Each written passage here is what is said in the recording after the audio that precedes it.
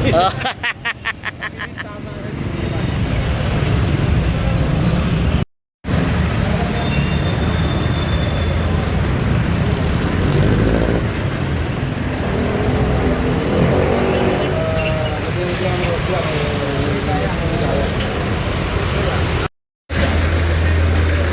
Tay, anong komento nyo sa sitwasyon ngayon? Siyempre, paano, di ba? Dapat talaga. So pato, doble kayod o triple kayod?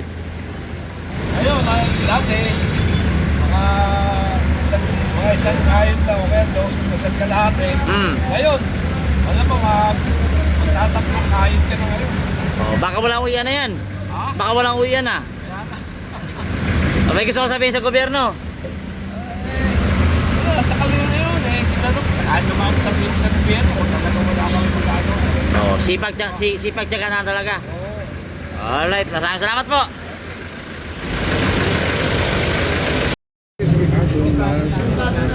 Wala na pangalan ng banko.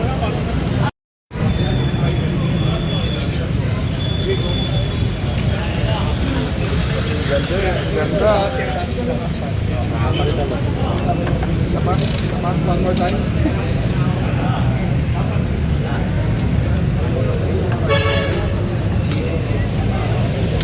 Grabe, ganito po tayo nga sa may Caltex, di masalang. Tay, magandang araw sa'yo. Anong makakomento nyo about sa sitwasyon ng pagtaas ng crudo at gasolina sa lungsod? Maliit lang kinikita namin dahil sa sobrang taas ng gasolina. Hindi liit. 300, 400 na kinikita. Hindi gaya yung 50 ang ano, kinikita kami ng mga 600. So ramdam mo na ngayon ang hirap. Oo, namdam, liit. So ano masasabi mo sa ating mga kababayan mga motorista? Ay dapat kausapin ng gobyerno yung nasa yung ibang bansa ay yung sa langis. Diba? Para bumaba yung 1 litro ng gasolina sa kurso. Oh, salamat po. Mag-ingat ko pa yun. Okay. Magandang tanghali sa'yo. Director, sabi mo nag-iikot ka sa buong Kamaynilaan, especially sa mga gasolinahan sa Maynila. Pero ang tinatanong ko ngayon sa inyo, paano naman po yung mga sobra ng presyo Okay. ngayon sa ano? Ang presyo kasi ng gasolina natin sa Pilipinas, meron tayong batas na deregulated ang presyo ng langis. Deregulation means hindi pwedeng magmandato, di pwedeng mag-price ceiling ang national government. Ang proteksyon na makukuha nyo galing sa lokal na gobyerno is binabantayan natin unang-una, dinedeclare mo dapat ang price increase. So kung magkano ang sinabi, hanggang saan lang sila mag-increase, monitor natin kung sinunod yun ng mga player natin on the ground. Kasi kunyari, malaking kumpanya, let's say, So for example, ngayon yung presyo nasa 82. Ang pinakamahal nila nasa 82. Oo.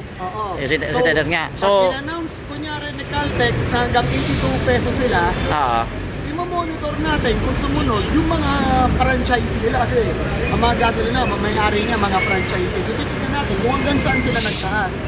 Ngayon, kung may discrepancy sa dineclare ni Caltex tapos sa ginawa nila na actual on the ground, i-monitor namin, ina-note namin yun, ipo-forward yun sa DOE, tapos alamin kung bakit.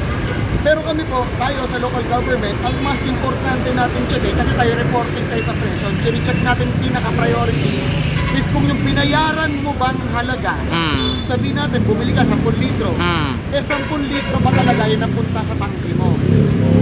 Yun ang pinaka-importante natin check dahil ang mahal na nga ng gasolina, tapos madadaya ka pag sinosel natin. Yun ang pinaka-check natin priority. so far, wala pa man tayo nahuhuli. So far, maayos naman ang mga taga Manila gasolinahan. Kung meron man discrepancy, nasa hardware. Kasi hindi naman nila binibreak yung selyo. Pagka binibreak yung selyo at binano-mano mo yan i-adjust, doon tayo magkakaproblema. Doon tayo magkakakasuhan. Wala namang gumagawa nun so far sa Manila. So yung mga ibang discrepancy, it comes down to age of hardware. Kinakalibrate natin yun, tapos sineselyuhan natin ulit. Pero yung nababalitaan na yung nagpuputol ng selyo para i-adjust nila. So far, so good naman tayo sa lungsod. So ano po masasabi nyo sa ating mga motorista dyan na Balik ka sa Manila magpaarga, kung magkano binayaran mo, yun ang mapupunta sa tangke, no?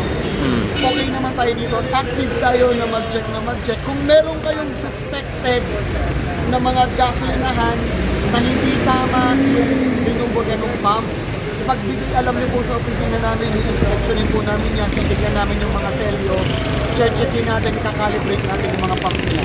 Lalo-lalo na Alright. napakamahal. Director Joation, thank you po sa market mga kaibigan. Ingat po tayo, God bless po.